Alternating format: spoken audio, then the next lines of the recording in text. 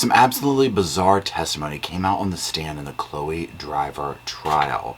We're going to talk about Jason's time on the stand, all the time of it, all 3 painful hours in today's video.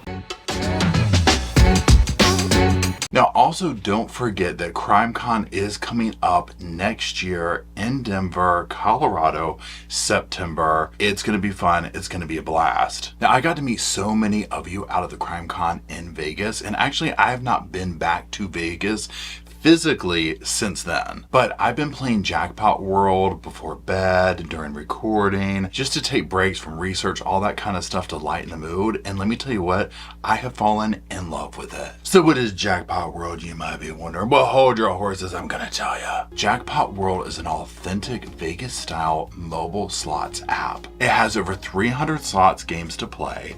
Now, if you like keeping things fresh, fun with lots of options, then you're going to love Jackpot World. Now, all of their information is down in the description below. You also see a QR code that you can scan. Go ahead, give them a try, but let's talk about it for a minute first, because I want to tell you the things that I absolutely am in love with about this game. I really love the different vibes, the different styles, the different sounds that each of the gameplays offer. Sometimes I'm in that mood for that like Vegas party, woohoo kind of vibe. Sofa squatters just want to have fun. But other times, like right now where it's like getting into fall, that kind of thing, I'm totally down for their like fallish country sound, that kind of energy. It covers all those things. They even have different games for different holidays and times of the year, which makes it so festive and adds to those warm, fuzzy vibes. I absolutely fell in love with Wicked Fortune. There are also always daily challenges. These make the game experience way better. They keep it fresh, and guess what the best part is?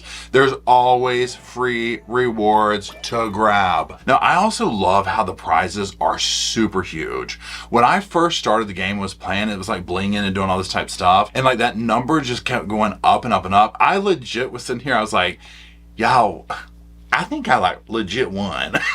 Right? Like I was waiting for the phone to ring and be like, sure, we ain't never had this before. We're coming to your house. Okay, we're knocking on the door. Okay, you won. Now, another thing I love about this platform is Jackpot World makes it so that you can just like focus on playing, winning, having fun. It's not too easy. It's not too hard. It's an escape. Now go ahead and buckle your sofa seatbelt up. You know his smile that never ends. Now you can play alongside him. So y'all, check out Mario's Fantasy World. It was created in collaboration with Jackpot World's incredible game ambassador. The music's so upbeat, the smile, the energy is contagious, and the wheel bonus is like my favorite part. I love that. Especially when he says, hey, let's spin that wheel. Swoon. So Mario's Fantasy World offers the highest rewards in Jackpot World history. There's lots of bonus features, and he brings lots of exclusive multiply rewards to you. Look, it doesn't cost anything to play, right? I mean, hello, it's a no-brainer. And look, all their stuff is down below. You can get it in the pinned comment, you can get it in the description section, or you can do that QR code that's on the screen right now. So go ahead and download Jackpot World now. Hello, Sofa Squad, and welcome back to the sofa. The sofa's back there behind me. I'm right here in front of it. My name is Paul if you're new to the channel, and if you're not new to the channel, well, my name is still Paul. Now today we are going to be doing, well, a couple of things in today's video. We're going to be visiting the Chloe Driver trial, but not a deep dive into the whole case itself. We're specifically honing in on some testimony. I will be making a video overall on the case with my thoughts and whatnot about it. I'll tell you why here in a second. I just thought this was a very interesting case on multiple levels. But we've been watching this together on the podcast channel, and we spent several days on Jason Spillars' information or testimony. And so a lot of people have reached out, you know, for me to do a video on this channel of it. So that's why we're going to do this one here specifically about his testimony, and then I'll do a separate video. So let's give you like a little quick breakdown of this case. This is, like I said, the Chloe Driver trial. That was the defendant. That was the mother of Hannah. Hannah was her baby. Chloe would take the life of Hannah and attempt to take her own life. Allegedly, and kind of like what the defense was like naming this as, was like she was wanting to get her husband, who Z, Benjamin, whatever you want to call him. We'll call him Z because that's kind of what he's referred to here. allegedly, you know, she wanted to get closer to him and whatnot. There's a letter that said this and all these things. However, she presented testimony of, oh, look, you know, I want to do not guilty by, you know, insanity, and for reasons A, B, and C. And again, we'll go into that in the video that's about more like her and the case and the background and all that type of stuff. I'm just giving you a quick 60-second overview here. So that being said, she is ultimately found guilty of all charges but with mental illness. So it's like they rejected her insanity plea. They did find her criminally responsible, but with this component.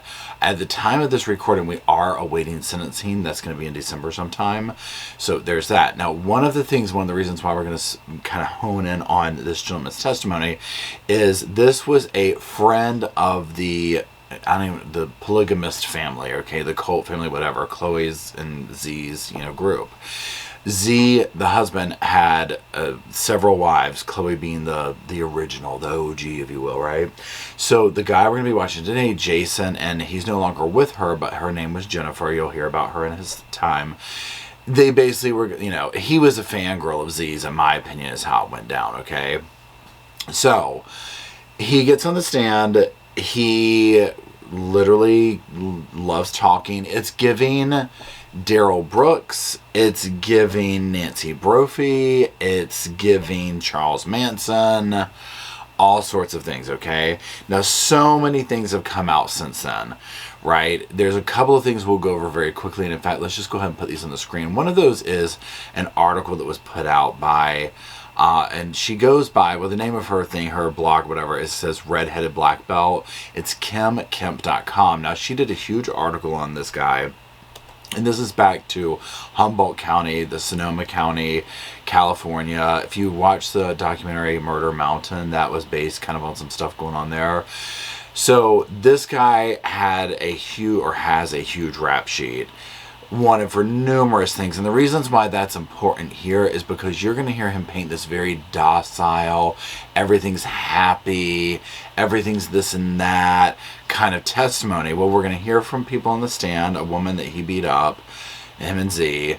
Quite the opposite, right? So this is one of those things where I do implore you, if you want to learn more about him, I'll put the links in the description. Go read these things because he doesn't sound like a very nice person, okay? And again, the reason it's important to bring up here is because of the way that you're going to hear the framework of his testimony. Now, in the article that I've linked down below, you're going to see that Jason kind of took a downward spiral at some point. There's countless stories of the stalking, the threats, all the stuff that he did against various people. Now, Jason also faced numerous charges which do appear to have been dismissed, okay?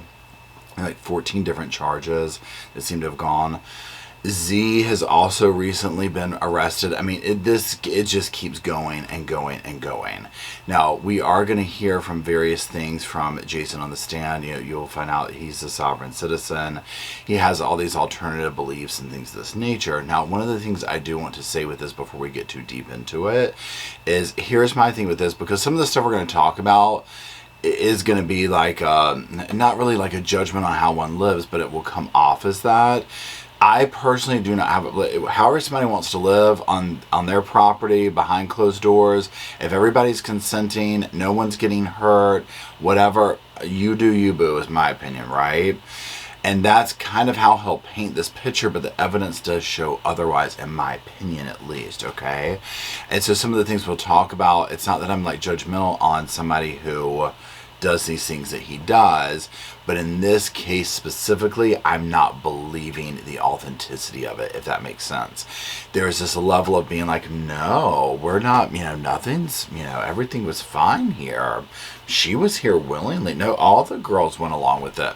That kind of stuff, and I'm just like, I don't know how true that is. But that being said, was I there? No. Do I know these people? No. Am I a doctor? Am I a lawyer? Am I a cop? Am I a therapist? Am I any of that fancy credentialed stuff? Absolutely not. Okay. As I like to say, the only credentials we do have up in here is that sofa and my sass, right? So keep that in mind as we go through this. Now again, I've just very quickly given you a rundown here of what this is. I will be doing a more in-depth video that dives deeper into all aspects of the case, so just keep that in mind as well. So So with that being said, we'll learn more about the case as we go through it and listen to his testimony. Also, before we get in that first clip, this might be a part 1 or 2. If you follow me for a while, you'll know. And especially when you start hearing the stuff that we hear, there's only so much of it you can take, okay, in one sitting. So we'll see how far I get into it before my body rejects the testimony. So one of the things with this is, and this is almost like Sarah Boone's interviews and stuff, where I was like, well, let me go pull the clips out that I want to talk about. Every single moment of his time in the stand is worthy of making commentary on. So it was like, Paul, you're literally going to have to go through this verbatim. So that being said, we are now going to put it on the stand. This was from Law and Crime. You can watch the whole trial on their thing or Court TV, whichever one suits you. I'll put the things on the stand. We'll make commentary. We'll suffer through it together.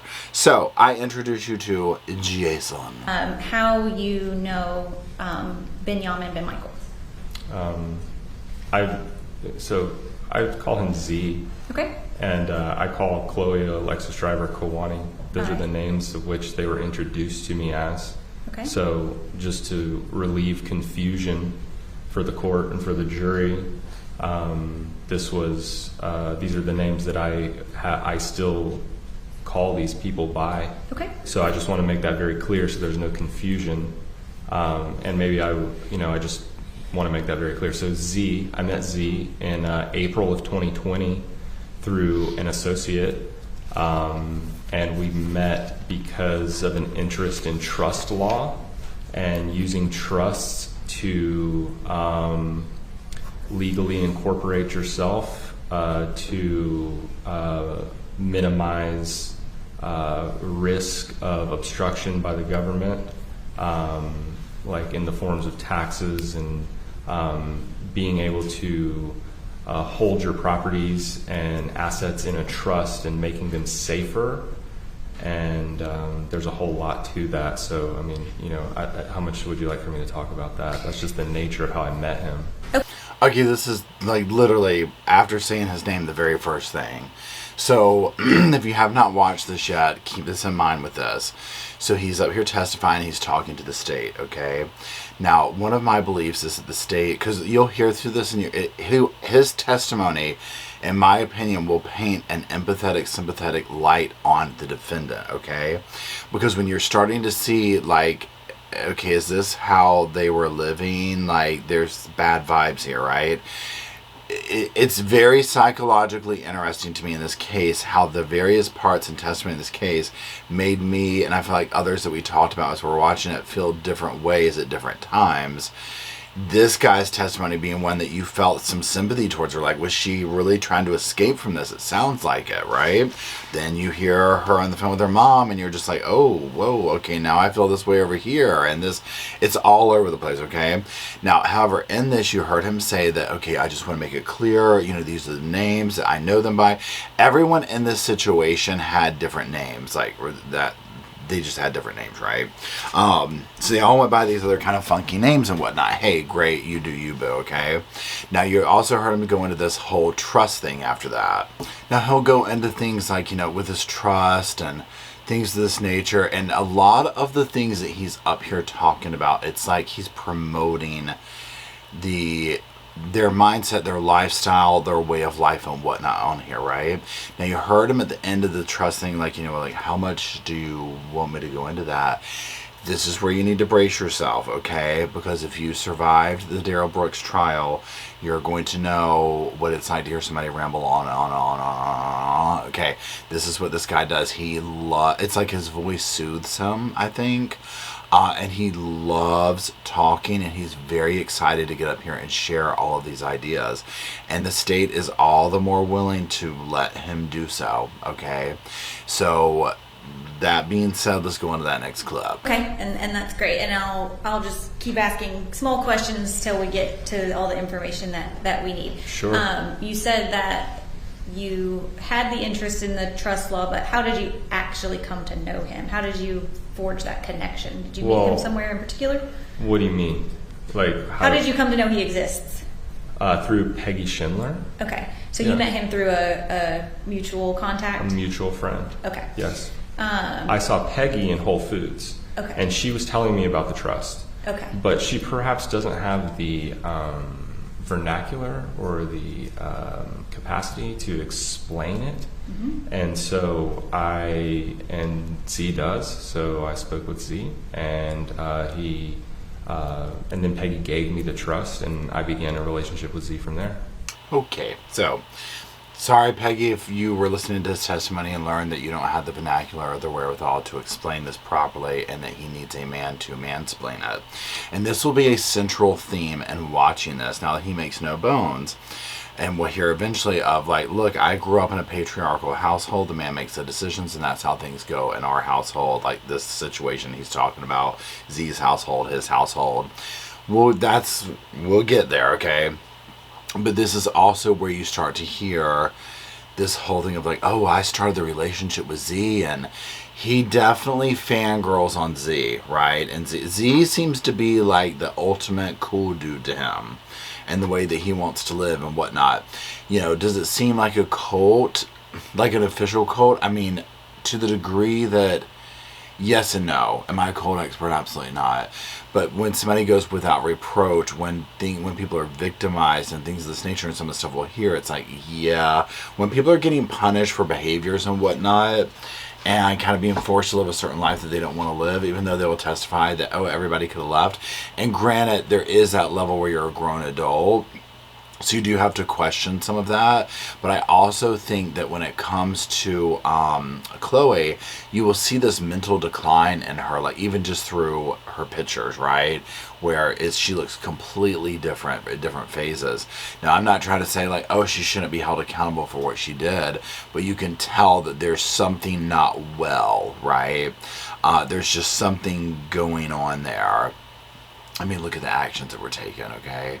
So this is one of the issues that I have with Jason, his testimony, is that, you know, it's like this, okay, if you are the man of the household and Z's the man, whatever, however you want to say it, and that's what they do in this condescending nature, like the way he just spoke of Peggy, I don't think she has the vernacular, and the way you're going to hear him talk about the women in his life, and the way he even talks to the lawyer here, the female state attorney, very belittling, very condescending. It's just very And so when you sit here and be like, okay, well, this is in a courtroom setting. What was it like just on everyday life?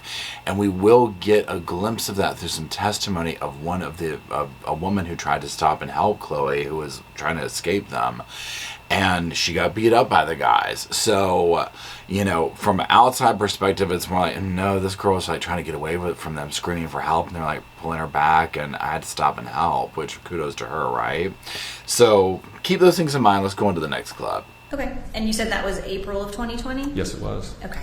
And so going forward for the rest of this questioning, I'm going to refer to Benjamin as Z. That'd be great. Okay, yeah, to avoid confusion for everyone. Okay. Thank you. Chloe will refer to as Kuwani? Kuwani, yes. That's how you spell that, please. Kuwani. K-U''A-N-I.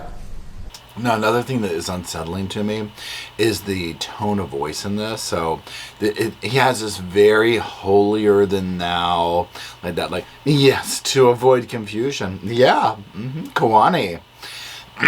A lot of times, it's self-righteous is the word that comes to my mind. No one ever changed the world or the people's opinions through self-righteousness. And most of the time you will find when people have this self-righteous attitude, it is only to benefit themselves, right? So oftentimes, for me at least, when I see this, and you see these people who are like up here trying to be like, you know, whatever the case, so he's trying to sell us on this way of life, whatever. It's so disarming and such a turn off by their self-righteous attitude that it pushes people away. But again, to me, I don't think anyone who comes off with that level of self-righteousness is actually trying to win somebody over. It's all to benefit themselves, to make themselves feel better than those around them, right? And we'll see more of this behavior come out in the stand with him. So let's continue. Yes. Was that an in-person meeting when you first encountered him? Yeah, it was. Okay, and where physically were you? In a park. We met in a park in South Asheville. Okay. In North Carolina? In North Carolina, yes. Was he living there or staying there at that time? Yeah, he's staying with Peggy. Okay. And when you met him, did you become aware of his relationship status? Yeah. Okay, and what did you learn about his relationship status? That he has 4 wives, actually, Okay. and that he practices polygamy. Okay. Is that the question? Is that the answer you were looking for? Yeah, that's what Yeah. I'm trying to get at. Sure. At that time, were you in a relationship? Yes, I was. And did you exercise any type of polygamy? No. Okay. And so when you initially met him, did you come to know his wives? Not initially, but we did later. I believe I met Kalani briefly in May, but we really spent some time together in late May. Okay. When I went down to Florida to visit them with the girl that I was with at the time. Okay. So you had a girlfriend at the time? So we wouldn't call her my girlfriend, but Okay. she was living with me, and I mean, 100% she probably thought she was his girlfriend, right? Her name was Jennifer. She got rid of him. They'll say he dumped her. And we'll hear more about this here in a little bit. Also you hear, okay, here we go into the multiple wives, the sister wives and things of this. And again, to each their own. If everybody is consenting, doing whatever they want to do behind their own closed doors, on their own property, go for it. I do not believe that that was the case in these scenarios. I believe that probably the girls, the women, not all of them, but someone like Chloe, for example, kind of had to go along with it, and then maybe at some point was not so cool with it.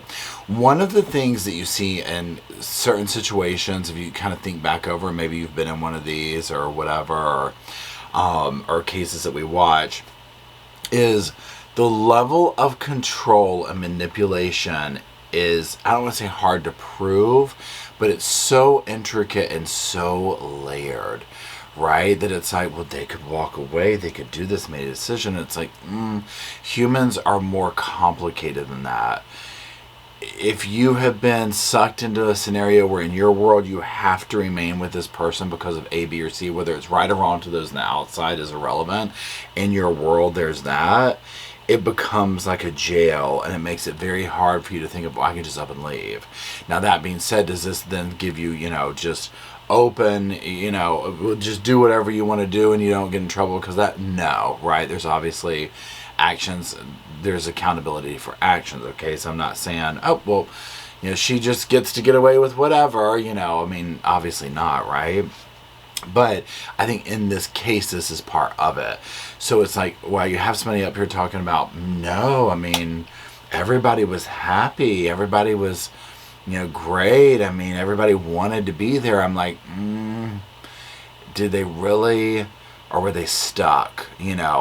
There's evidence of her, Chloe, the level that she called Z 600 plus times from jail, still trying to get him money, still trying to do this. The grip this dude has on her mind is just like, whoa. Now, I don't know if she's still this way now at this point or whatever, but it's intense, okay? And that's very difficult to surpass, get around. There was this letter that she wrote that was brought out in court talking about, she didn't want the other wives around, and this is basically, the basis why this happened, I'm going to do this to the baby, and I'm not saying she said this, but, to whatever. Now, the other part to that is like, well, if she was going to take the lives of people, then why not get rid of the wives, right? I think also at the center of this case is someone being pushed to a snapping point. Like, when you hear the stuff coming out of this guy's mouth, and remember, this is not her boyfriend. This is just like, a friend of the group or whatever that wants to live like Z. So, do the math on that. When you start seeing these behaviors and whatnot come out, and you also start looking at the charges and the behaviors that have gone on, these are dangerous people is what I'm getting at. And so I think there is that. Now, again, we're going to hear him go into this whole thing about how, his viewpoint on the relationship and this is exactly what I'm talking about. One of the key components that I think goes on in this case right here, or with situations like this, and this is the only way I know how to explain it. Like, if you had a sibling or something similar to this, imagine you're going on a road trip, you're in the back seat, you're a sibling. Sibling keeps touching your shoulder. You stop touching my shoulder, stop touching my shoulder. I'm not touching you. Oh, I barely did this or whatever. And then you snap, and the sibling who keeps poking your shoulder is like, why are you so mad? I didn't touch your shoulder. I didn't do that. What's wrong with you to get that upset? You see what I'm saying? That's exactly what feels like was going on here with Chloe, and maybe the other women too. I don't know, right? But a huge component of that feels like of that kind of scenario, that gaslighting, I feel like was going on here. So that being said, I'll shut up. Let's go to the next club.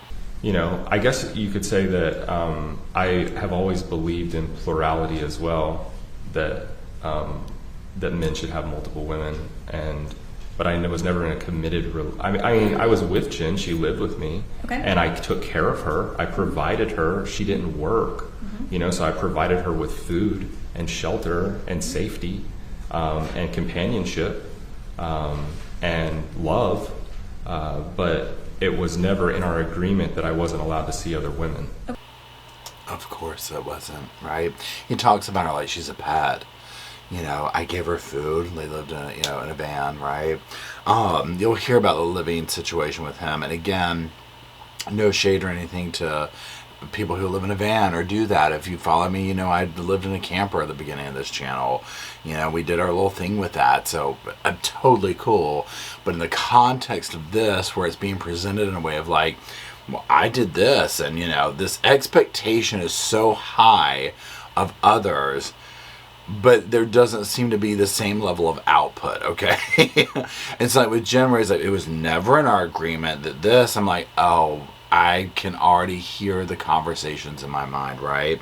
Of how this went down. I mean, the proof is in the pudding. They ain't together no more, okay? So do the math on that. So...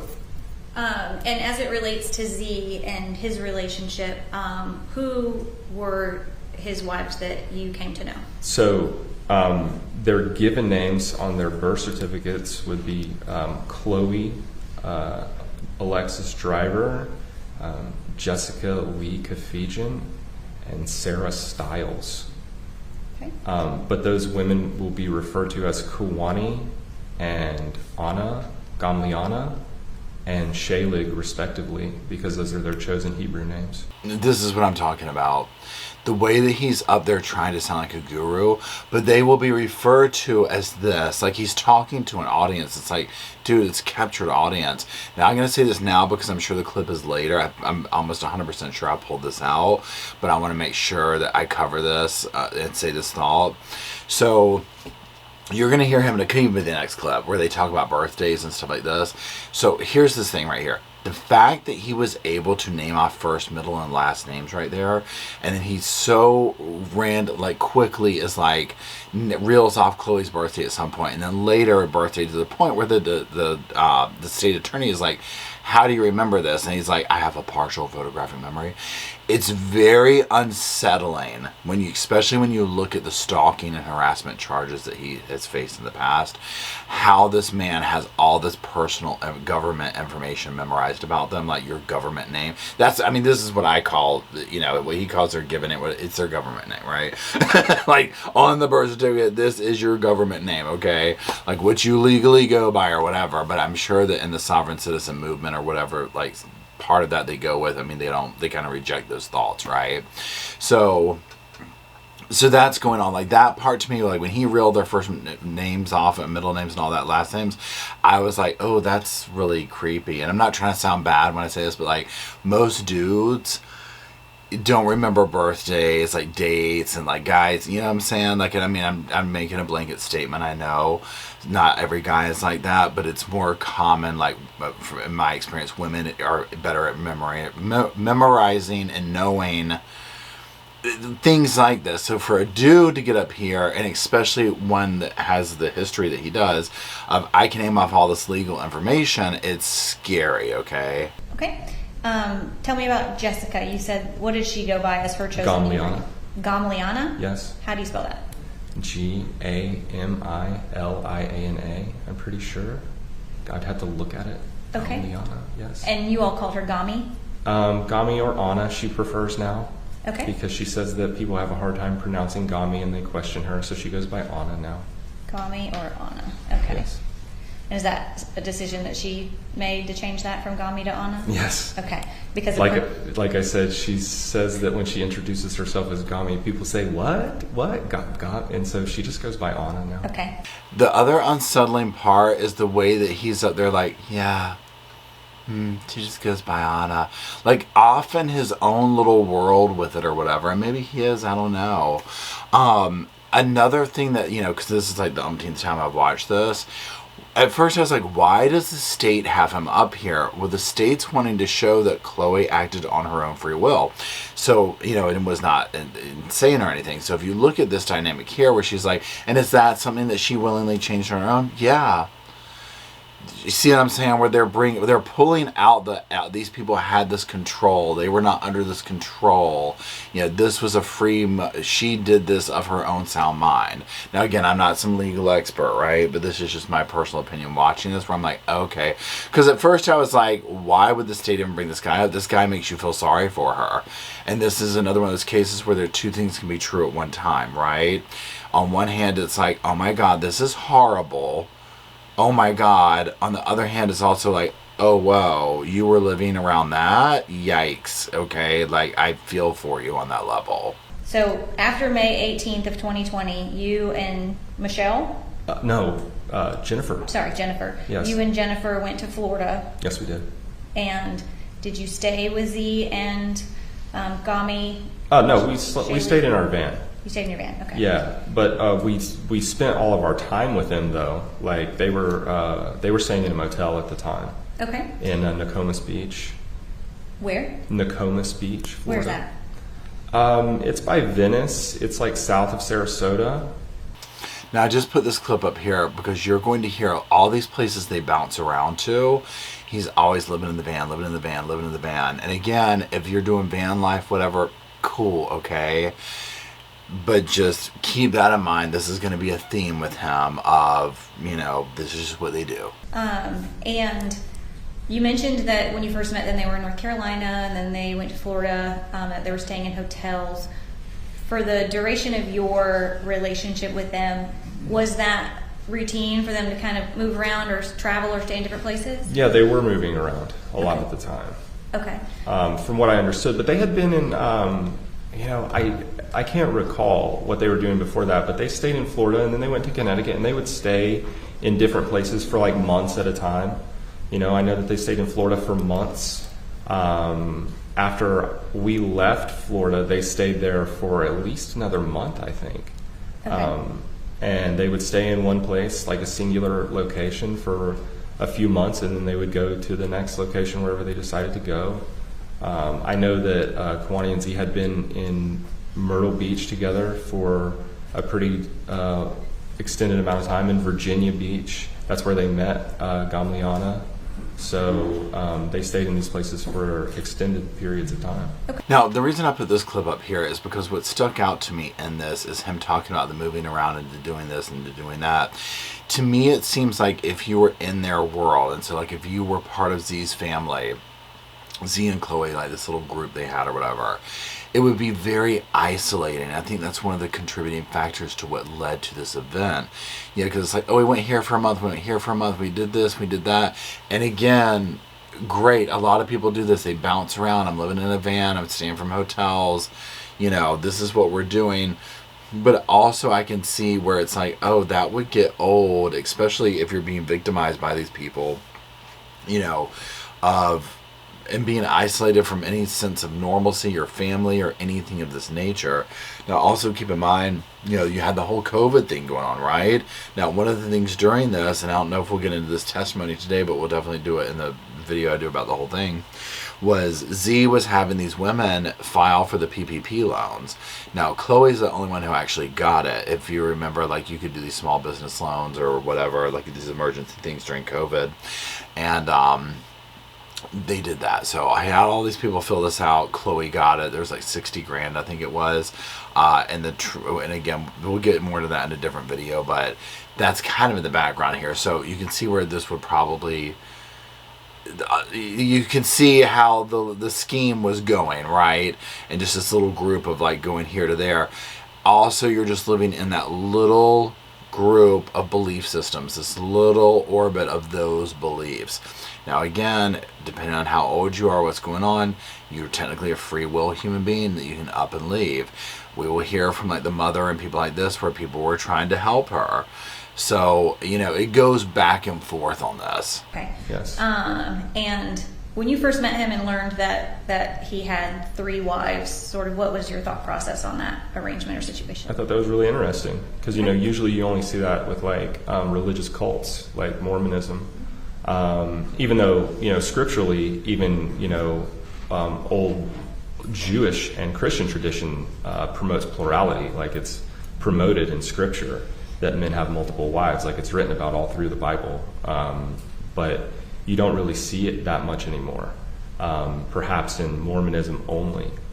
And I had spoken with Z extensively about what was happening with his his wives in this situation, and I found it pretty interesting because he was providing care, all of the things that a man is supposed to provide for a woman. Like I said, and it was kind of like something that I was interested in because, you know, like I said with Jen, I provided Jen with food, a place to shelter. She didn't work. I provided her with companionship and love, and I listened to her and I was affectionate towards her, even though I was never in a committed relationship. But it's like the value of having a wife is profound, you know, like the value of having that intimacy that perhaps couldn't be achieved through a non-marital relationship. And so Z had basically taken what I found to be what I wanted in life was plurality, but also incorporating the deep intimacy of marriage with multiple women. Yeah, this is what I'm talking about. So look at where the question started and look at where we ended up at, okay? I mean, I'm over here falling out. I'm like, oh my God, like I'm falling asleep. Like it's like warm and cozy in this room. And like, it's like honestly like lulling me into sleep. I'm going to start my yawns here in a minute, right? But I mean, this is where it's like, oh my gosh, and you heard him like go on and on. Now at the beginning you heard me or saw me do my thing when he's like, well, yeah, I mean, that's usually only something in religious cults. And I'm like, and here we are, right? Now, again, I'm not trying to say, like, I agree with him, like, oh, yeah, well, anybody who does this, whatever. I don't know the scholarly stuff behind plurality. I don't know the history of it. I don't know, you know what I'm saying? And yes, I mean, I can see where, like, there's a certain thing in imagery that I associate with that. Obviously, you have shows like Sister Wives, like a more modern version of that, okay, going on. But nonetheless, it's just like this long-winded answer, you know. And again, he goes into the thing with Jennifer. I did this, I provided this, and blah, blah, blah, blah, blah, blah, blah. And you know, this seemed really interesting. And, you know, it's just, you can almost see it coming because in my mind when I'm watching this, I'm like, these poor women. You know, Chloe, it seems to be the first wife of it. Jennifer was going to probably be his first, whatever. You know, I can just see how they were walking them through it. Because again, you heard him say she didn't work, she didn't do this. So I'm providing you your world. And now what I'm going to introduce into this world is like, well, I want to look into plurality. And this is how this is going to go. And like, you're like, okay, so if I want to stay with this person or stay in this situation or whatever, I'm going to have to go along with this. And depending on what you're trying to get out of it, or if you're authentically, truly in love with the person, right? I mean, these things can make one do things they might not have ever wanted to do. And I thought that was highly interesting. And I was very curious to see how that played out and how that worked. And so was Jennifer.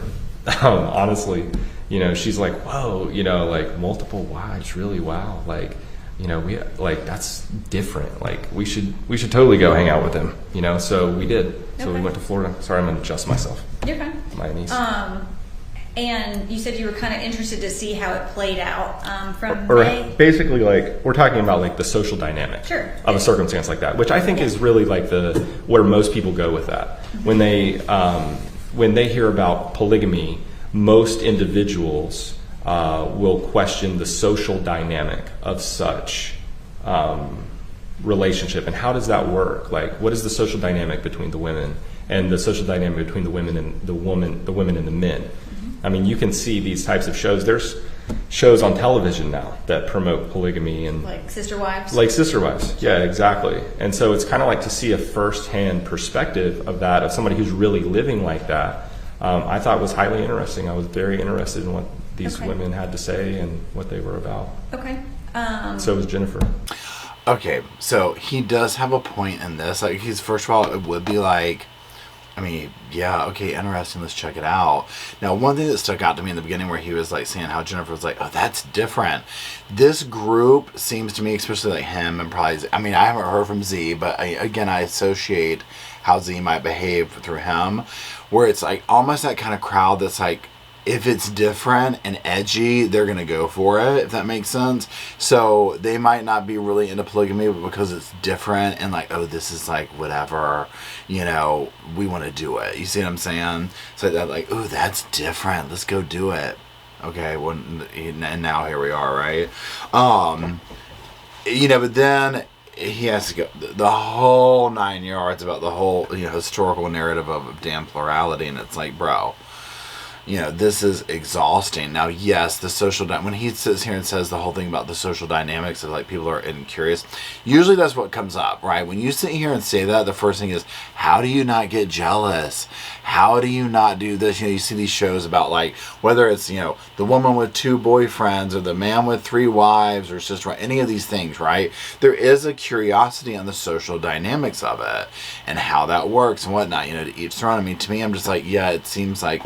Think about how much, this sounds terrible, think about one relationship and how much energy that takes, and I'm like, you are, like, you have multiple of these going on, like, there's no way, my hat's off to anybody who can pull that off, okay? Tell me, you said you're interested to hear what the women had to say and what they were well, yeah, I was just curious how they interacted with each other. Okay. You know, so. From May of 2020, when you said that you and Jennifer went to Florida and started spending time with them, how much time did you spend with Z and the 3 women from May until December of 2020? Oh, well, there's a lot. Okay. I mean, so I went to go see them in May, and then I broke up with Jennifer. I broke it off with Jennifer over the summer, so she actually never saw them again. Okay. And then I stayed in Connecticut at Z's parents' house at the Joyce home in Connecticut in September for, I think I was there for about a little over 2 weeks. Okay, a couple of things with this. In the very beginning, when you heard the lawyer say, okay, so you were interested in how the women, like, whatever comment she made about him being interested in what the women had to say or how would they do. To me, my first thought was, oh, she's showing that this wasn't a completely domineering thing. Like, the males were like, well, I want to hear your perspective. I want to hear, you know, like almost like free will, right? Okay, secondly, when he's like, you know, I broke it off with Jennifer. Yeah, you know what? She wasn't going to do it. I'm like, girl, Jennifer, if you're out there watching, count your blessings, right? And then thirdly, I stayed at Z's house. You're gonna hear him talk about this man bounces from place to place to place, from parking lot to parking lot, from couch to couch, right? You know, this is what I'm talking about, where there's this super high level of expectation of these women, but the output is I'm sleeping in a van in front of my friend's house, kind of a thing. Multiple different things, and stalking and harassing. I mean, these past charges this guy has, and maybe he's reformed himself and gotten help. I don't know, okay? I don't personally know him. I mean, one would hope so, because it's disarming. Seems like a very dangerous person, some of the experiences that were described from other people. So let's go to the next clip. Okay, so Shaylig's parents are from Connecticut as well? Yeah, they live like, I don't know, it's like 45 minutes down the road in Southbury. Okay, so Gami and Kawani and Z and you spent time at his parents' house. We sure did. While Shaylig spent time with her family? Yeah, I was sleeping in my van. Again, I had a van that I stayed in. Okay. And so I was sleeping in the driveway. The van. So again, this is just, I want to put this up here to just creating more of that kind of nomadic lifestyle, sleeping in the van. He'll talk about a house before, like, oh, they stayed in my house. I'm not sure what exactly that was. We looked it up on the live chat. It looked like a nice house in Candler, North Carolina, near Asheville. So I'm not sure what the situation is, but again, it just seems like the nomadic lifestyle like that is also very isolating, just because you're not able to grow roots in a certain place, even though they did seem to have this establishment there in Asheville. But there just seems to be a lot of bouncing around that I think could contribute to that isolating feeling. So let's continue. Did you ever meet the parents of Shaylig, Gami, or I've met all these people. Kawani? I've met them all. You met all of their parents? Yes, I have. Okay. Tell me the circumstances under which you went into their families' homes. Let's see.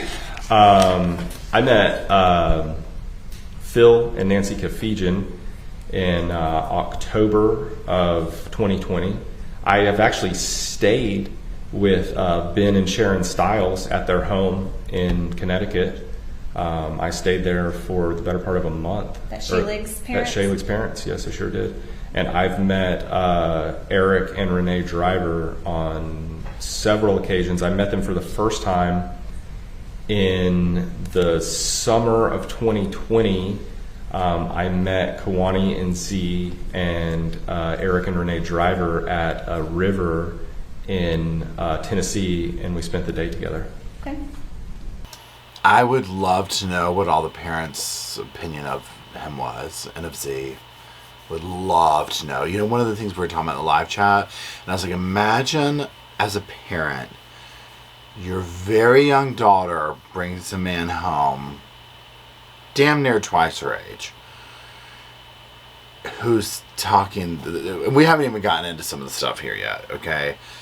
Who you're at the dinner table listening to this come out, and your daughter's smitten with him. We're just going to leave it at that, okay? We're just going to leave it at that. What do you do? What the order of the women coming into this marriage was? Yes. Who was first? Yeah, it was Kawani first. Okay. Do you know how long she had been with Z? As of 2020 when you met him, how long they'd been together? Gosh, I don't know the answer to that question. Years. Okay. Yeah.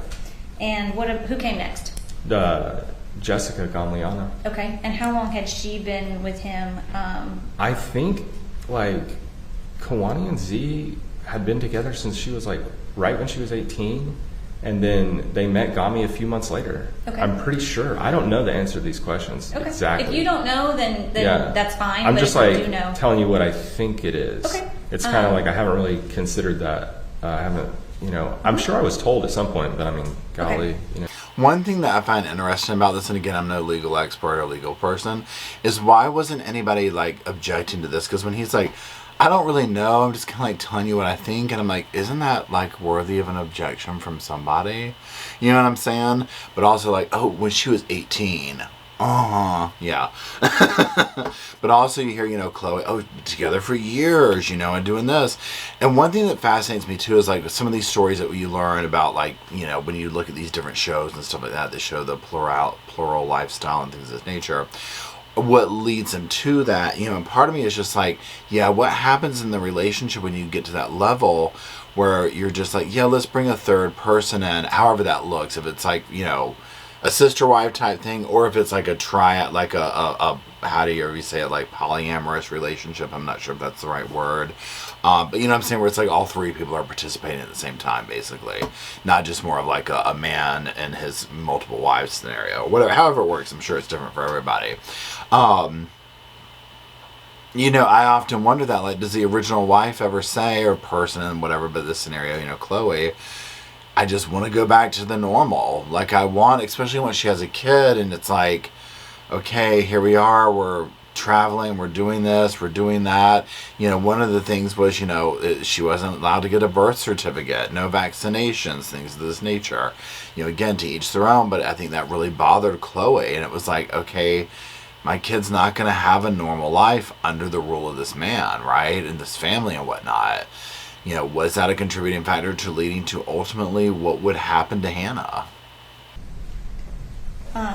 Do you still have a relationship with Z? Yes, I do. Okay.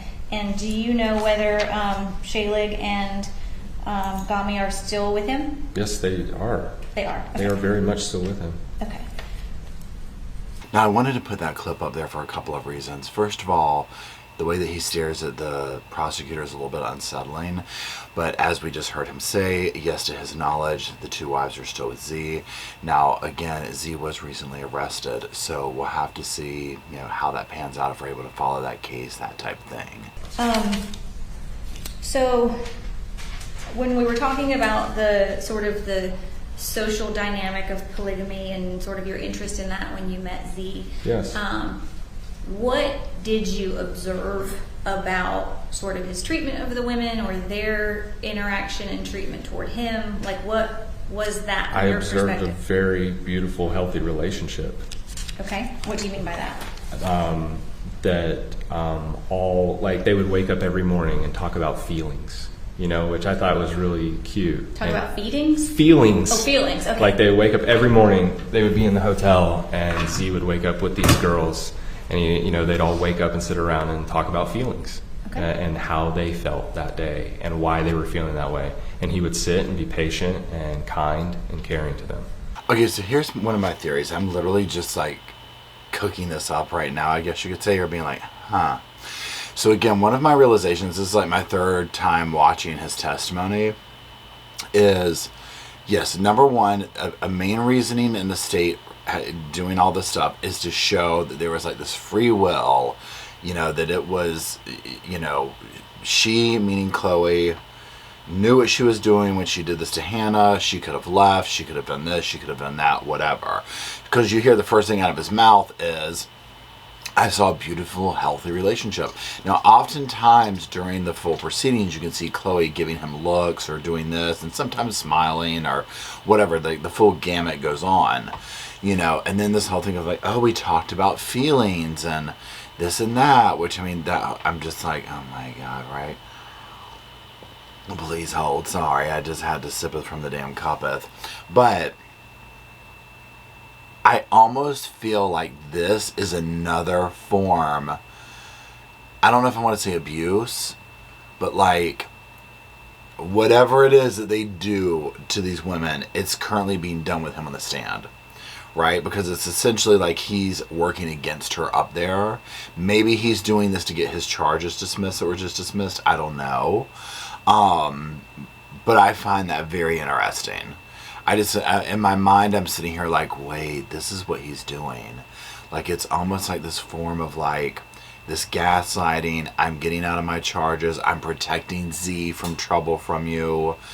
These kinds of things. Okay. And treat them the way a wife should be treated, with compassion and patience and love. Okay. And even Jennifer and I, we both observed this. I was actually a little surprised at the amount, like the absence of like petty argument and jealousy, because you have to kind of expect that. That's what Jen said too. Like, we were like, wow, this is really, like, they really have a healthy thing here. Mm-hmm. That they're all interacting with each other. They all share the same type of value for humanness.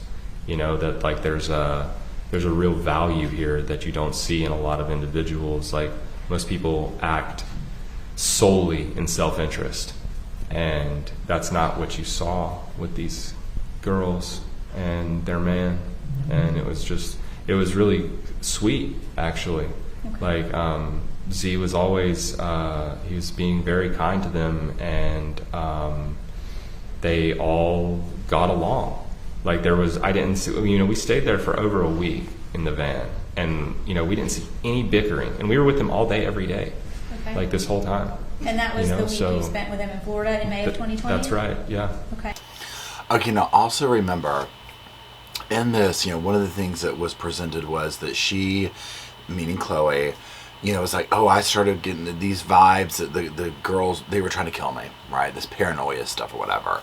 So remember that as he's going over this, like, no, there's like this absence of bickering. There's this is that. This wasn't there, This absolute separation from her, right? This rejection of her that's coming out through his testimony of, that was her. That wasn't going on over here. And maybe if you sauntered these ladies up in here, I don't like the way he calls them girls. And I mean, I get it, whatever. But it's the context that he does this in that feels very weird to me, right? Because remember, like, there's definitely some age stuff going on here with some of these people. And I'm like, how old were they when you got together? You know what I'm saying? But they might get up there, oh no, this is, we're totally fine, we're totally this, we're totally that.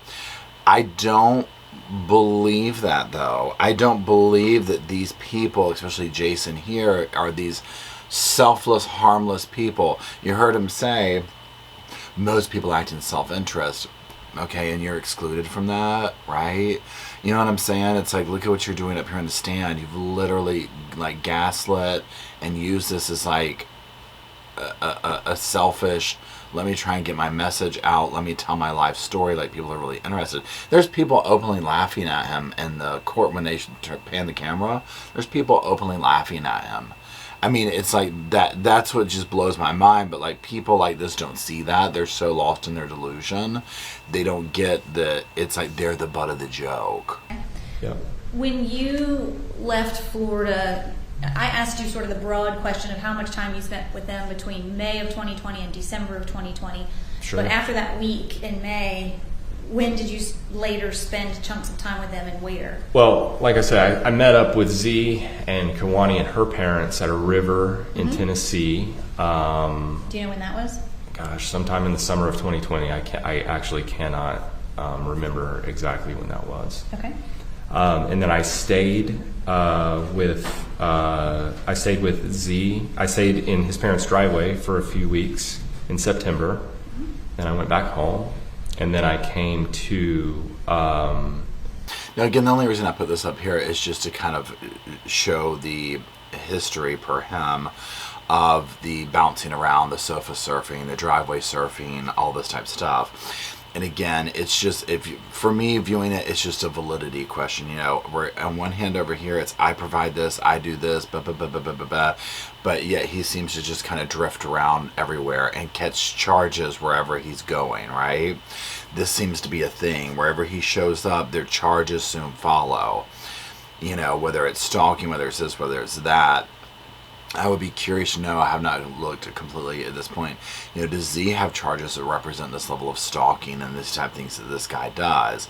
I mean, this guy was pretty relentless about it, per the article from Kim Kemp that we mentioned at the very beginning. And then not just her article, but the testimony from others in there, the victims of his crime is what I'm getting at. Very interesting, very interesting. Now, also, what's his name? Jason wrote a letter we went over in the live chat. It's on the community page of the podcast channel, to the judge, and it was it was a sovereign citizen type thing of like, you know, I'm being held, you can't do this isn't my name, like all the Darrell Brooks stuff we saw, right? I so wonder, and then not soon thereafter, these charges were dismissed. So this makes me so curious, and again, I'm kind of presenting this as a question. Did we know, did his testimony get his charges dismissed? What was the reason for that? Or was there somebody who wasn't willing to testify against him? If anybody knows, drop it in the comment section. How old is she? Shaylik was born February the 8th, 1997. February 8th, 1997. How do you know all these women's birthdays? Is that something that's important? I have a partially photogenic memory. Okay. Would that be information that you seek out about people that you care about, or no? I don't even try to remember. Okay, you just remember it. Yeah. Okay. That's the nature of my mind. This is what I was talking about from earlier. I remember this. I remember this. But it's the nature of my mind. But also, look at the stalking charges and stuff like that. That's what's unsettling about him memorizing this information, is seemingly how it was used, right? Are these two pictures the scene that you remember of December the 8th of 2020, being at that residence? Oh my gosh, that is the inside of Jerry's house, isn't it? Wow. Yeah, I don't know the inside. I was going to say, because I see the picture of Shaylik there, and I'm like, wow, that's really messy, like, because they never kept a messy place, you know, but Jerry does. Okay. So I see that there. That is the inside, because like you see all the dirt and like just like it's kind of nasty looking. I was just like, where was this picture taken? Like, because they do not keep an unclean house like that. Okay. You know, so, but Jerry definitely does. Jerry's kind of a slob, self-admittedly on his part. So I'm not trying to. Okay. He'll admit that. All right. So partially photographic memory, and then she does this to right on the heels of that. This is what I'm talking about. So here's the thing. That's what's concerning about the selective information that is memorized, right, is not good. Unless you're like, if it's your family or your partner or whoever, I get it. And I mean, maybe in this world it is. But the fact that he knows all these women's stuff is very concerning to me, right? Birth dates, government names, this kind of thing. That's the cultish part of the situation, right? And I don't know, maybe Brian was the same way. I don't know. Again, one of the things that's unfortunate for Brian, I guess, in this is that Jason almost is like his representative here, because we didn't hear from Brian in this case or whatever specifically. So Jason's almost like the stand-in, right? It's just like, well, if Jason admired Brian and Jason thinks this and he says Brian thinks this, and I'm talking about Z, I'm sorry, then, you know, he must therefore, you know what I'm saying? So, you know, which isn't like right to do, but in my mind I've associated the two of like, well, Z must be this way since, you know, Jason admired him and is this way. So that's all. Let's keep going. Health in terms of Oh yes, very much. That's like a part of the way that they live, and it's part of the way that I live too. Okay. And what were sort of were you all like-minded in that way? Yes, very much. And that's Okay. one of the things that that I liked about Z immediately, was that the way that he cared for himself and the way that he cared for his women. What do you mean by that? First of all, like there's like a standard of purity. You know, I've been on and off a vegetarian for most of my life. I met them, and they're vegans. Okay.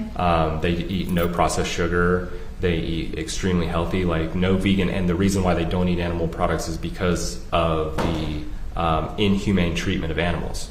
You know, so it's like it's viewed as like an innocent life. So you have an innocent life in this animal, and Z feels that, you know, we are not entitled to take that life.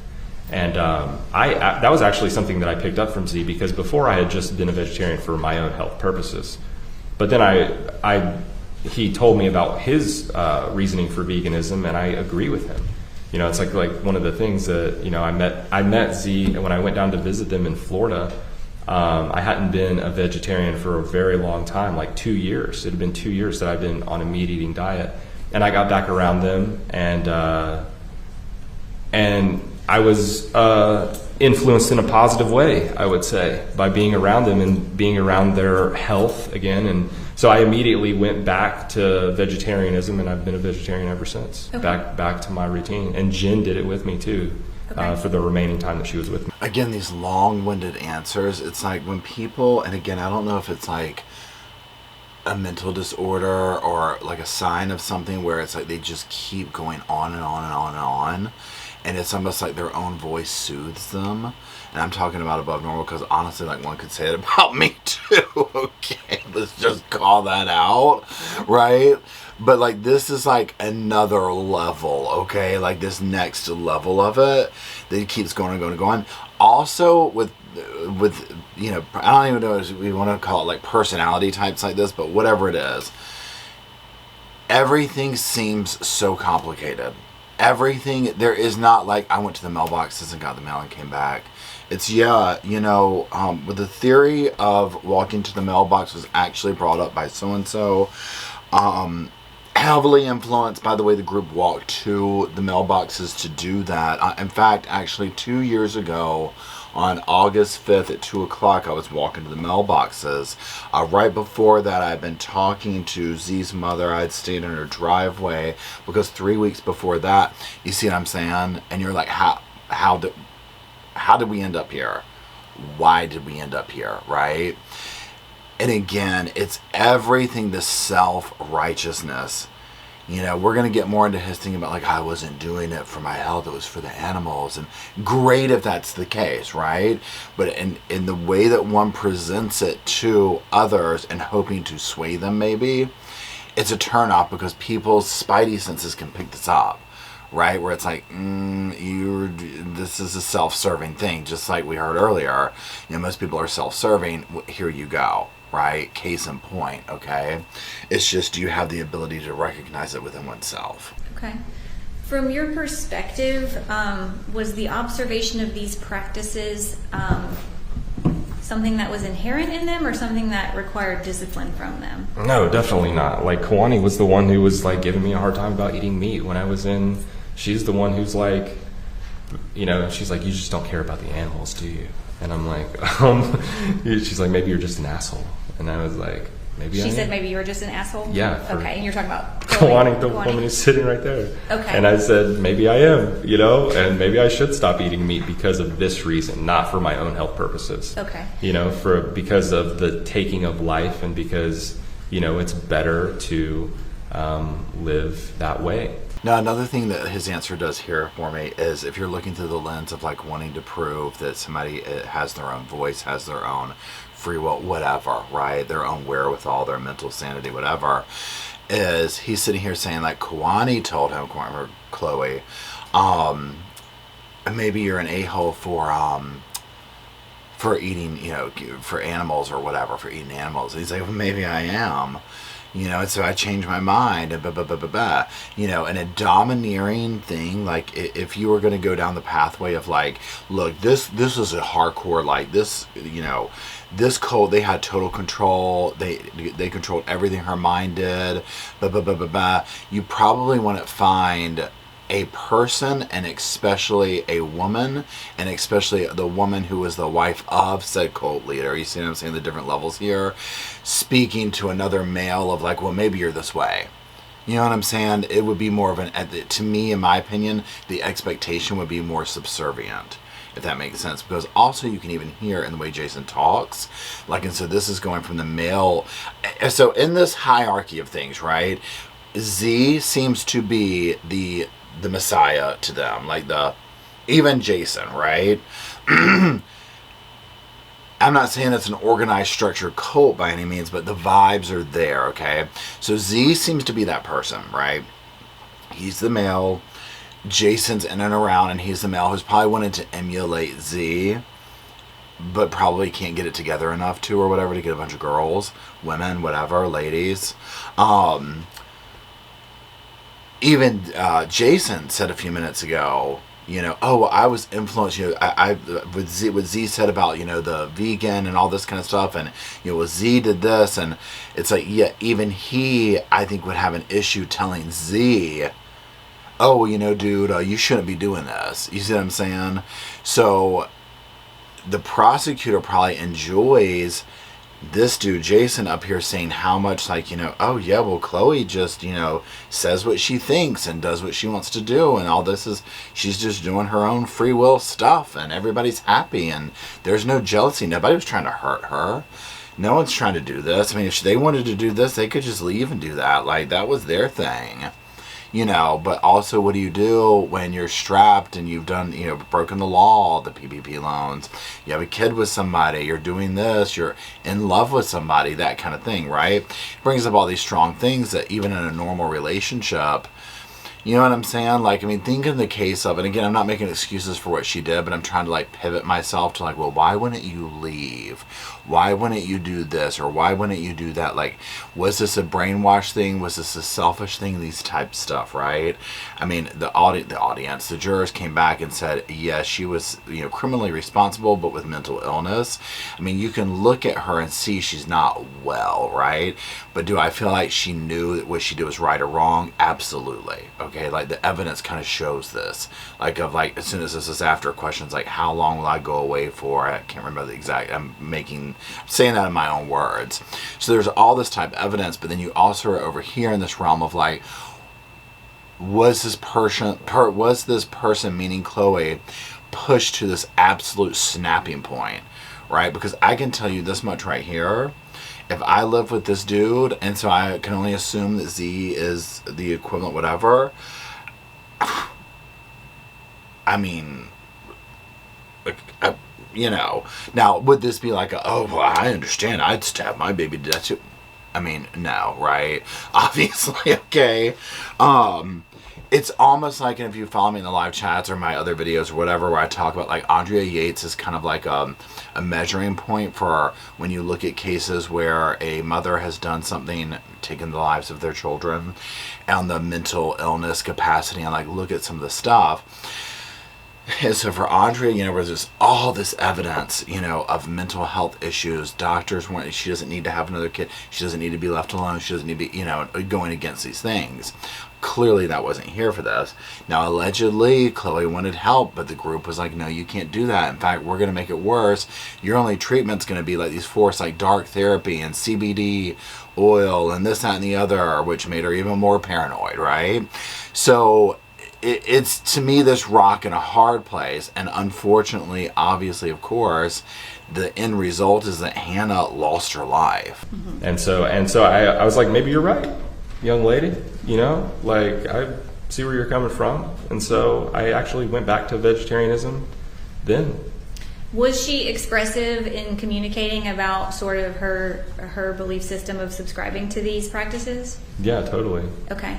Yeah.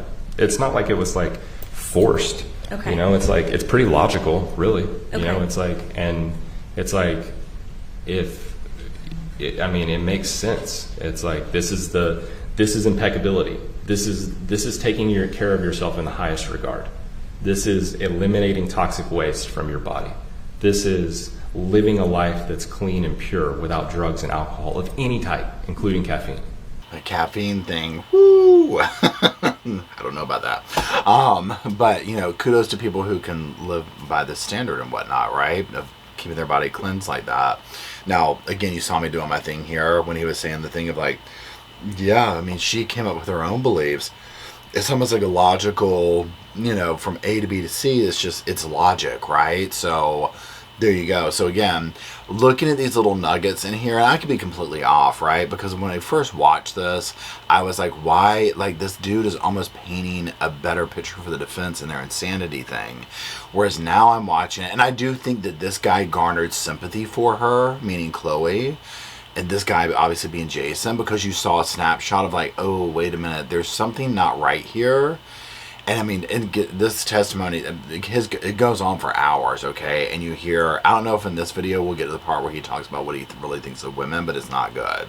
And so you can start to see where it's like, this is one of these situations where if you've ever been in a relationship with or in the circumference of like a narcissist, like a raging narcissist, so at work, a relationship, family, whatever, and the games that they play, and the gaslighting and the things that they do to make you like drive you crazy, to me, this is what is going on here, okay? Now, again, it's like the obvious thing is like, well, then just leave, right? And that is at the heart of this. Well, clearly she didn't, right? Clearly she ended up doing what she did, and now, you know, it is what it is. You know, we're waiting to see what her sentence will be, which I think it will be pretty heavy, right? I think definitely, just to get away from this whole group completely and entirely, yes, she needs time away somewhere. Yes, if it's a matter of like, okay, well, what they're going to do is like with mental illness, they're going to put you in some kind of a mental health facility. Maybe not a full-blown like psychiatric hospital, but like a jail that has more like life skill type programs and stuff. And I don't mean jail, prison, as opposed to just like, say, a hard labor camp. You know what I'm saying? I don't know exactly how that works, but that's my thought process. Because you can look at the pictures of her at various stages and you can see, number one, some of them, like when she's with, there's a family photo, I'll see if I can find it, put it up here, where she's holding the baby Brian, and her eyes are like saying, please help me. Please help me, right? I am troubled. I am in trouble. I am not well. She looks vastly different day to day here than like way back when. Almost like that smile was worn off from her. It's sad. And then to think that baby Hannah, I mean, this cute, adorable baby, right, met a fate like this. It's horrifying. Didn't adopt the traditional worldview of like the exercise of medicine? Yeah, none of these girls really had very many ailments. Okay. So, you know, I know, but you mean like ibuprofen? Sure. Definitely not. Okay. Yeah. Definitely not, bro. Definitely not, bro. absolutely not, bro. We're not down with that ibuprofen, bro. Were there sort of healing practices or things that you all did for your bodies that were not traditional? I mean, like what? Like drinking your own urine? Sure. Okay. I've been drinking my urine daily for 4 years. Okay. And can you tell me, like, obviously that's not traditional in a broad Well, it was in the past when people understood their bodies. Okay. Now we've become so deranged and deluded and essentially live in a psychotic society of mental illness and addiction to pharmaceuticals and alcohol and toxic food that we have become so diluted and separate from what it means to be healthy on the deepest and most fundamental cellular levels that we would describe an attempt to achieve homeostasis in the body. So urine therapy is non-traditional in today's modern terms of our deranged society, toxic society, but it's actually written about by medical doctors. It's written about by people all over the world. There's if you go online and look up urine therapy, there's 15 books available written by allopathic medicine doctors, homeopathic medicine doctors, written by shamans and gurus from the East, written about by regular everyday people who have healed themselves, who claim to have healed themselves of things such as cancer by drinking their urine. Okay, so let's unpack this. So this is going to get one of the things of if somebody's a urine drinker, and that's what I don't know enough about that to even comment on it, right? Obviously, it's a little bit of like a whoa, takes your breath away a little bit. To hear that, it also makes me wonder if like say it was like somebody had been bad or whatever, like in the group, and they were just gonna punish them or whatever, and they were like, tonight the only thing we're eating is asparagus. You know what I'm saying? Asparagus for all you ladies tonight, and that's it. First of all, when he explains this and she asks him the thing or whatever, and then he goes into the deranged societies, this and that, 100% get it, yes, especially here in America. So here in the States, this is one of the only places that's allowed to directly advertise pharmaceuticals to the consumer, right? I think there's one other country that does that. And it's very bizarre. Like when you're sitting here watching TV and how many pharmaceutical ads come up, the man has a point here. I'll give that to him, right? We are a very pharmaceutical-based consumerism society. And I'm speaking at least for here in America. I don't know in other countries and whatnot, so let me know what your country's like. I know I have viewers from all over. But just my perspective of somebody who would be like a casual just observer, like a normal level, where I'm like, yeah, it's kind of weird how there's numerous pill commercials on constantly. We're kind of like just a pill, that kind of a society, whatever. Yes, there's lots of toxic stuff. There's this, I get it. I got it, okay? 100%. Does that slow me down from Starbucks? Now, kind of, please, if you follow me, you already know. I mean, hello, I've got this and my Starbucks right here, right? So it doesn't really slow my roll, okay? It's just not something that is that important to me. However, when he goes into this, he has to insult society, put everyone else down around him, about, oh, this and that. Now, one of the victims of his crimes from the article from Kim Kemp talks about how, he was clearly somebody who was on drugs and stuff like that. So he probably was somebody, and again, this is, hey, whatever, that did a bunch of drugs, the psychedelics or whatever back when, and then changed, and that's fine, that's great, that's dandy, right? Okay, you garnered knowledge, you changed your eating habits, whatever, but it's then having to pivot to put everyone else down that you were doing the same thing, right? Now again, I don't personally know him. This is just going off of statements based on these victims and whatnot of his. So, but also the smarmy attitude, and it's like, dude, if you're trying to sell people on urine therapy and eating properly, this holier than thou attitude is not the way to do it, because that's typically a sign of insecurity, right? Of something of that flavor of, I'm not so sure about myself. that type thing. Usually people with attitudes and stuff like that, it's based in insecurity. They're trying to come off as overly confident and better than everybody else, but it's a fear-based thing, okay? An insecurity thing. And that's what this gives to me right here. Now, the urine therapy thing, I mean, I just Googled it over here, and the AI overview says, urine therapy, also known as urotherapy, is the practice of using urine for medical or cosmetic purposes. This includes drinking urine, applying it to the skin or gums, and bathing in it. There's no scientific evidence that urine therapy is effective, and it can be harmful. It also goes on to say that some people claim that urine therapy can treat a variety of conditions, including acne, cancer, cuts, flu, heart problems, infections, Parkinson's, pneumonia, rash, skin conditions. Urine is waste and should be excreted from the body. In some cases, urine was used historically when there's no medical alternative, such as to wash a wound without clean water. However, with current health and treatment options, there's no reason to use urine therapy. Now, again, that's the AI overview.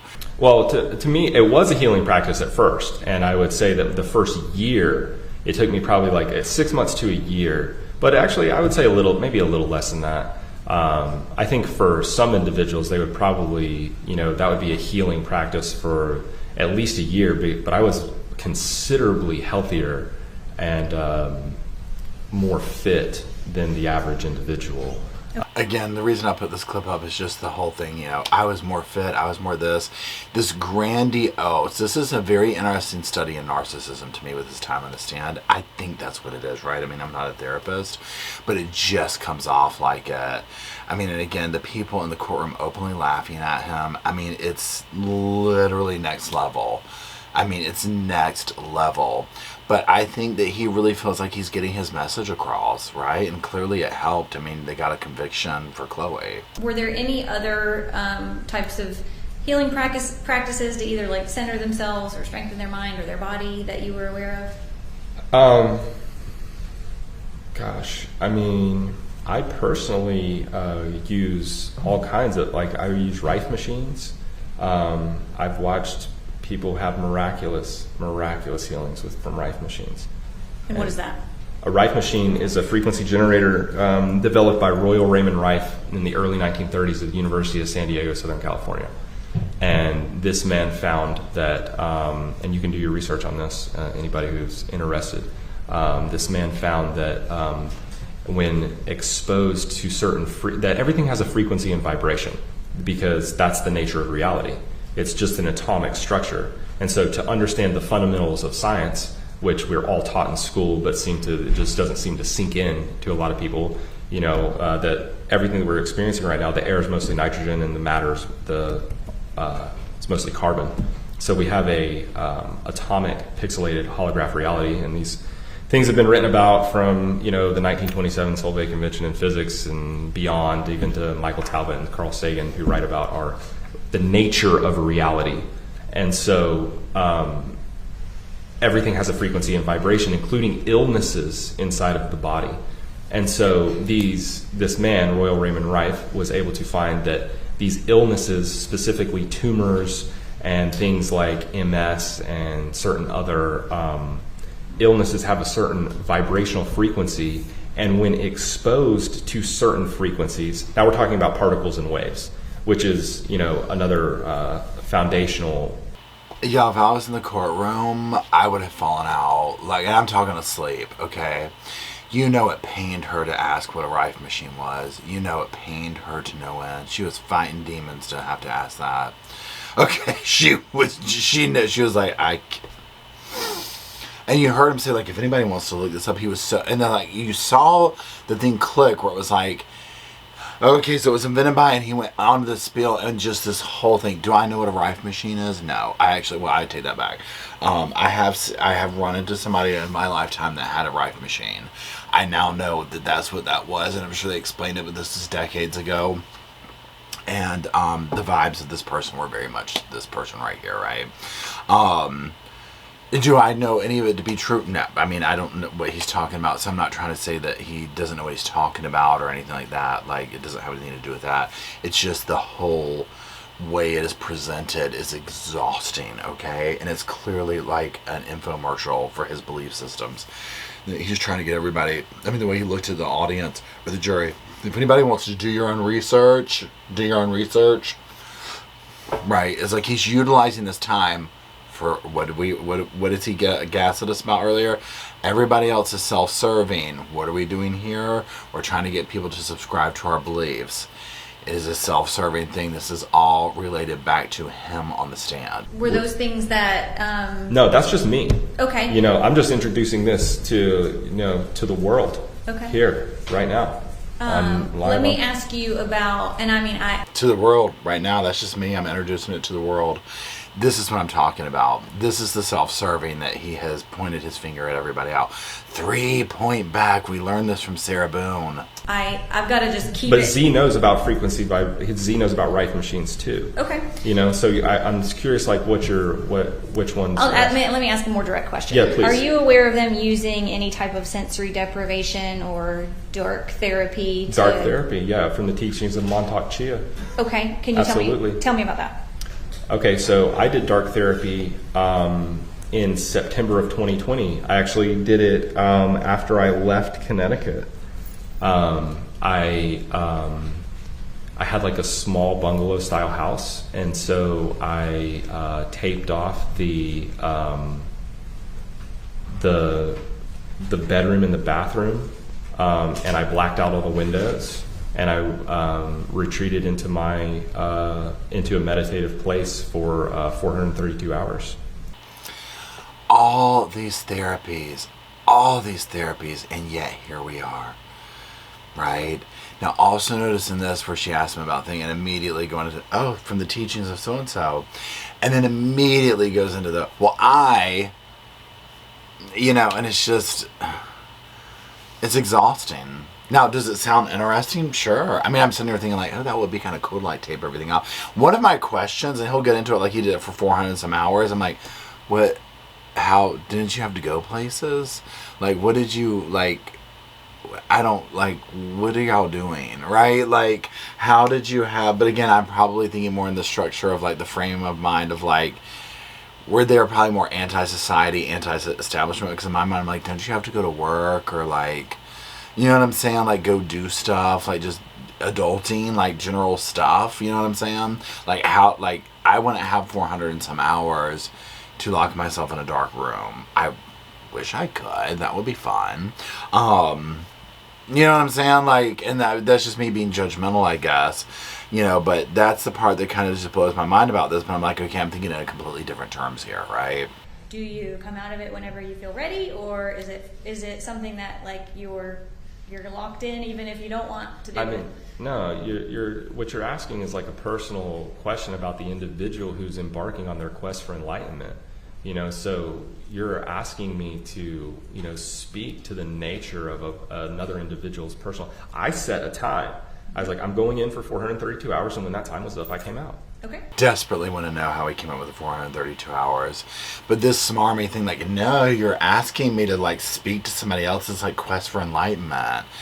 Again, you see this in the comment sections on social media and all this type of stuff, or people.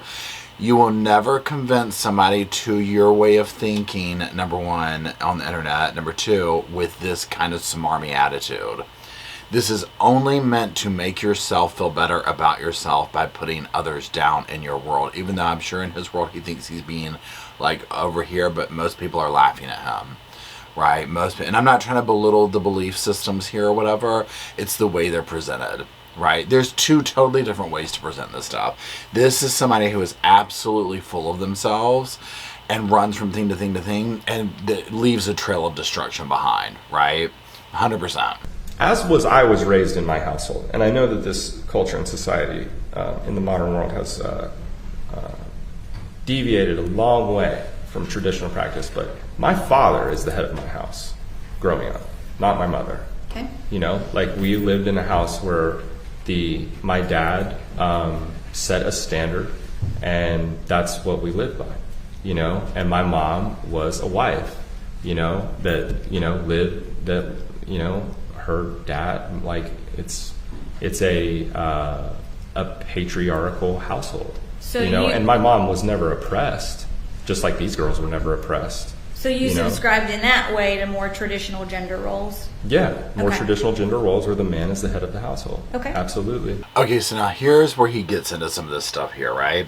Now remember, keyword here is like, my mom was never oppressed, just like these girls were never oppressed, okay? This is going to help the, what do you call it, the state, right? By being like, no, I mean, that wasn't good. They weren't trying to kill her. They weren't trying to do this, like, blah, blah, blah, blah, blah.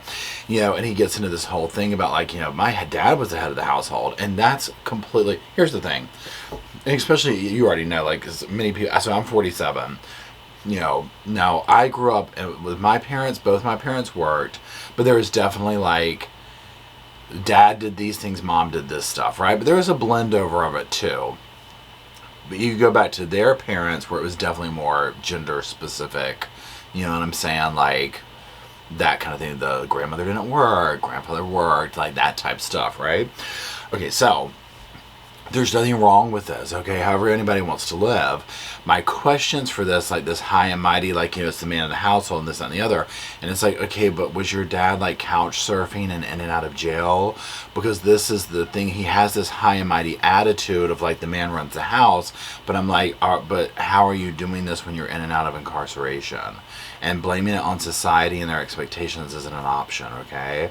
Now, again, if some other woman wants to be with him and that's her thing, and what, okay, you do you, boo, right? But this is where I'm talking about, like, the double standards, the expectations of, it's not matching up here, right? And so then from this, I would question, you know, with Chloe, with the other women involved, with Z and whatnot. I mean, he's in jail too now. So if he has this, like, look, and I think I said in the live chat where it's like, the way that he talk, and again, I don't know for Z, but the way Jason seems to talk down about where women are just these, like, little, they like to laugh and giggle and that's all they're good for type thing. You know, I'm sure he's on the phone begging for some honey bum in his commentary. And so it's that kind of double standard that's going on here. And I don't know if we'll get to it in this video, but the way that he talks of women is jaw-dropping, okay? Especially coming from somebody in an orange jumpsuit, right? It's just like, in this, where you're just like, dude, you're not functioning properly in society, or you wouldn't be where you're at, right? So you're sitting here putting this down, and again, switching around through the lens of someone like Chloe. And this isn't to sit here and negate the actions that she took, but trying to be like, okay, what would this be like to listen to this day in, day out? And then you're bringing a kid into the world, and it's just like this, no, they can't have vaccines. They can't have a birth certificate. Chloe, you said that you're going to go in dark therapy. You're eating asparagus before you're in therapy tonight. You see what I'm saying? Like, all these things, and I'm like, oh yeah, this would drive me insane, like literally insane, right? One of the things that was interesting about this case, and I said it before and I'll say it 100 times in covering this case, is how dependent upon the different testimony and what was going on, it almost like filled in a chunk of the story for you. And almost like, okay, well here we're feeling this way, but then we get over to this and it's like, well, wait a minute, now this kind of negates how I was feeling over here, and now I feel this way. It was so inconsistent with it, because usually in these cases you kind of build up, at least for me, and it's like, okay, I'm following this, I'm on point, like Sarah Boone, right? There was no question. I disliked her the more we watched it. It was never like a empathetic, like I didn't feel much sympathy toward her. Whereas in this case, at times I felt sympathy towards Chloe, because I was like, wait a second, what would it be like to be under this rule right here? But then again, you listen to stuff like the phone conversations with her mother, or the other little evidence that would come up, and you're like, oh, well, you know, actions have consequences. You know what I'm saying? So this was very unique to me about this case. Let's go to the next clip. All right. And Z is the head of his house. Is that biblically based, or what? No, it's just, it's psychologically sound. Okay. It's like, you know, men are better leaders. They're better decision makers. They can regulate their emotions in a way that women cannot. And they're just, you know, they're better leaders. Did you ever see that manifest itself in the mistreatment of Absolutely not. Shaylig, Gami? I've already told you how sweet and kind he was to these women. But also at the same time, he sets a standard. If they wanted to go do drugs and alcohol, then leave. That was the thing. It's like they all lived this life with him by choice. This was not, you have to live. It's like, if you don't want to do this, if you don't want to live your life, and this is the way that I live my life now, and every woman that I've had in my life, in my entire life, has been this way, and the way that I live my life right now. When I'm free again, which shouldn't be too long, I will be, and any women that come into my life now will live the way that I live. We will be clean vegans. We will not use drugs and alcohol in any way. You will be treated with care and respect and love and kindness and listened to. I will appreciate and respect your feelings, just as Z was doing with his wives, just as I've always done with the women in my life. So this is almost like a little Tinder ad here. Like he's lining it up for the next girl, right? He's like, I'll throw this out there. Maybe I'll get some honey bun money. But so you hear in the beginning, men are better leaders. Women are, emotional. Men can do this better. Blah, blah, blah, blah, blah. Okay. And you can tell, like, he loved telling this to the female prosecutor. It probably eats him up that the judge is a woman, right? Now, this is what I'm talking about. And then it could, well, I should be getting out soon, right? It's like, okay, well, why are you here? Like, if you, again, the charges that were up against him, the stories that these people are talking about are pretty emotionally based, right? This is like an unhinged, stalkerish type person. You know what I'm saying? So it's kind of like, now again, where he pivots this around to Z. No, Z was this way with this woman. And this is a key point here, where it was like, is this, whatever, is it forced? But no, Z created this thing with his wives. You don't have to, be here. If you want to go do drugs and do this, you can go on your own. And you saw the look Chloe gave him, like, almost like, really? Was it like that? Think about to these religions that you look at where you can be shunned if you don't do A, B, or C. Right? Or these religions where people are literally just like quit talking to their children, or because their kids decided, I don't know which ones it is, like where the kids can run off. Is it the Amish or whatever, where they can go out and live and then come back or whatever, and all these different type of things, right? So, and I'm not trying to down talk any of those religions. I'm just using an example. It's a very powerful, potent thing when your community, whatever that is like, no, if you want to be part of us, so this is how we live, fine if you don't want to do that, but you have to go away. We're not here anymore. You know what I mean? Like, we don't exist to you anymore. That's a very powerful, scary thing, depending on how ingrained you are. Obviously, this was not Chloe's parents. This was her by-choice partner and little clique or whatever, right? But still, I think it's a part of the ingredient, okay? Again, doesn't negate what she did, but it's part of that control that goes in there. So when you get into the conversation of, like, was it free will? Yeah, it was, but there's, and I hate to use it, there's a caveat. But when it comes to crucial decision-making and setting the standard for the household, I am the head of the household. Okay. It's pretty simple. And you said, if any of these women wanted to use drugs or alcohol, they could leave. They could leave at any time. Did you ever have any perception that they were not free to leave? Absolutely not. Okay. So, he says all this. I'm going to make the decisions. Again, in orange jumpsuit, incarcerated. It's just, come on, right? And I'm not trying to say, that negates any kind of decision making or whatever. It doesn't. But in this particular case, it's just like, come on, dude, right? You're speaking this huge game, but I don't think there's anything to back it up there. Now, again, the key point here for the state is they could leave at any time, right? This was not this or that. She was of her sound mind when she wanted to get rid of them. She didn't think they were going to kill her. She didn't think this or that. That, to me, is what is ultimately going on here, what the state wants to have come out on the stand with him. Now, what we're going to do is we're going to go ahead and wrap this one up for this video here, because this has probably been, a couple hours. Depends on how it comes out after editing and whatnot. So we'll leave it here. If you want me to continue going down his testimony specifically, let me know. If enough people want me to, I'll do like the second part. I felt like this was a good if we just leave it here for this, then I'm going to do the video in like the overall case, because I want to look at all aspects of it. But I felt like this, getting to the part where his belief systems about women, stuff like that, was like a good point of like, okay, here's where we're at with this. This is like the general belief system that you can probably by proxy imagine this is also Z's. But again, I'm not trying to put words into Z's mouth or whatever. The biggest takeaways for me from this are, number one, the belief system that we hear coming out, which this is just kind of like some very alternative medicine, you know, whatever type stuff, okay? So there's that part. But also the huge dynamic of, nope, everybody was getting along. There was no talk of people wanting to kill her, that she could leave when she wanted to. You know, Z was very nice. You know, this isn't a cult, you know, kind of an energy right here.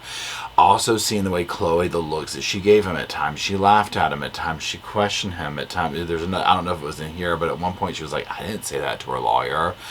You see what I'm saying? So him describing just the relationship, how he viewed Z, it does seem like a cult. It does seem, you know, it's one of these things where it's like, if you have to ask if I'm in a cult, then you're in a cult kind of a thing. Because like, obviously people most of the time don't call themselves a cult. But like it's giving that, okay? 100%. It was exhausting just how much he went on and on the stand. So, you know, but it makes more sense to me now why the state just let him ramble and ramble and ramble and ramble to get this stuff out of him, you know, and just letting him talk. This is a prime example. But again, it wasn't really, I mean, this wasn't his case, right? It was something else. Of less is more, right? It would have been better for her if he had said less, or obviously completely different things, right? And again, this doesn't negate her actions up here, but it gives a broader context to it. You know, I definitely think that, I'll close it out with this. Two things are true at once. What she did was horrible. What she did was reprehensible. And I also think that she was in an incredibly bad situation with this group of people and under the mindset of these two men, right? You know, her mom took the stand not a couple of times. Her mom took the stand. We also heard from her mother via the phone calls and the rebuttal that they did at the end, where they played the phone call, the jail phone calls between Chloe and her mother, arguing over this money. Chloe's very concerned about getting this money. You know, it's clear that she's putting it in the book so she can call Z, right? This is after she's done all this type of stuff. She's still going on and on and on about this man, right? So the clutches that he has on her and that her mind is like latched onto him with, you know, what do? You know what I'm saying? This is an all-around insanely tragic case, okay? At the heart of it, Hannah lost her life, right? You can't take that back. You can't change that, okay? It doesn't matter whose fault it is at this point, or what this person did or didn't do or said or didn't do or control or didn't do or sanity. Hannah lost her life in a horrifying way, okay? Now remember that Chloe tried stabbing herself and whatnot. So what do you say? This is definitely, if you're interested in cases and you haven't watched this one, this is actually one that you would probably find interesting to watch from start to finish. Okay, because once you get into it and seeing this and whatnot and the various evidence that comes up from multiple psychological and legal standpoints, it's a very interesting case, but also, like I said, tragic at the heart of it. So that's it. If you're still watching, I do appreciate you hanging out this whole video with me. I do thank you. If you could drop some sofas off in the comment section so that myself, Rosco and Spirit, Bo and Luke, who are at my feet, will have a place to hang out, talk about this case, all the other cases we do talk about here at the Sofa Squad.